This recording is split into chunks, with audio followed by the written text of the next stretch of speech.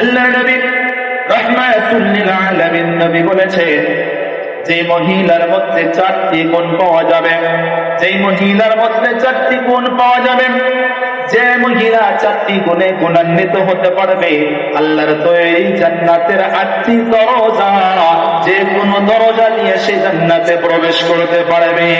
একবার জোরে জোরে বলুন না ভাই সুবহানাল্লাহ। 4টি গুণ। 1 নম্বর গুণ হলো আল মারআতু ইযা সাল্লাত খামসাহা, 5 ওয়াক্ত নামাজ। সর্বপ্রথম 5 ওয়াক্ত নামাজ। যে মহিলা 5 ওয়াক্ত নামাজ সময় মতো আদায় করবে, আল্লাহর তৈরি জান্নাতের 8টি দরজা সেই নারীর জন্য, সেই বান্দির জন্য আল্লাহ তাআলা খুলে দেবেন। সে মন চাহি 8টি দরজার যে কোনো দরজা দিয়ে জান্নাতে প্রবেশ করবে। জোরে জোরে বলুন না সুবহানাল্লাহ। আল্লাহর নবী রাহমাতুল লিল আলামিন নবী বলেন, আল মারআতু ইযা সাল্লাত খামসাহা ওয়া সামাত শাহরাহা। 1 নম্বর গুণ হলো 5 ওয়াক্ত নামাজ। 5 ওয়াক্ত নামাজ। আমার পর্দানিশী মা ও বোনেরা, আমার কলিজার টুকরা যুবক ভাইয়েরা, আমার মুরব্বী বাবাজিরা, এই কথাগুলো আমার নিজের বানানো কথা না, এগুলো হাদিসের কথা আপনাদের সম্মুখে তুলে ধরতেছি। 1 নম্বর গুণ হলো 5 ওয়াক্ত নামাজ। 5 ওয়াক্ত নামাজ। এই 5 ওয়াক্ত নামাজ কিন্তু দেখবেন মহিলা পড়ার মধ্যে অবহেলা করে। কথা বলেন ঠিক কিনা?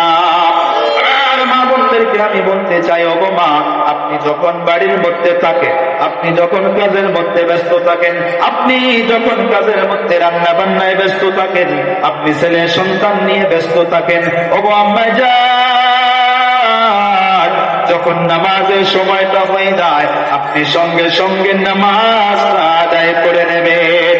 আল্লাহর নবী রাহমাতুল লিল আলামিন নবী আমাদের কাছে 5 ওয়াক্ত নামাজ পৌঁছিয়ে দিয়েছিলেন।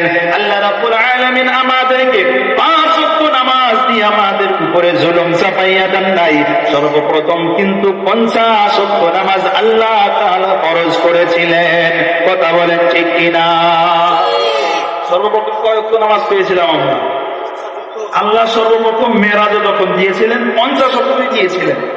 কিন্তু নবীজি আমাদের উপরে মেহেরবানি করে, মায়া করে 5 ওয়াক্ত কম করে করে করে 5 ওয়াক্ত নিয়ে আসছেন।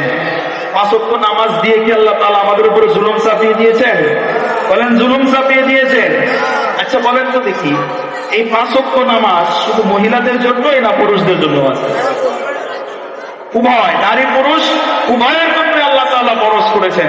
এখন যদি আপনারা মনে মনে ভাবেন হুজুর তো মহিলাদেরকে নিয়ে ওয়াজ করতেছেন, তাহলে তো আমাদের বিষয় আলোচনা না। না, এখানে দুটাই, প্রথমতে 2টা আলোচনা, যে প্রথম 2টা গুণ নারী পুরুষ উভয়ের মধ্যে আছে। 1 নম্বর তার মধ্যে নামাজ। নামাজ নারী পুরুষ সবাইকে পড়তে হবে, নামাজ ছাড়া কোনো গতি নাই। তাহলে 1 নম্বর কি পাইলাম আমরা? নামাজ।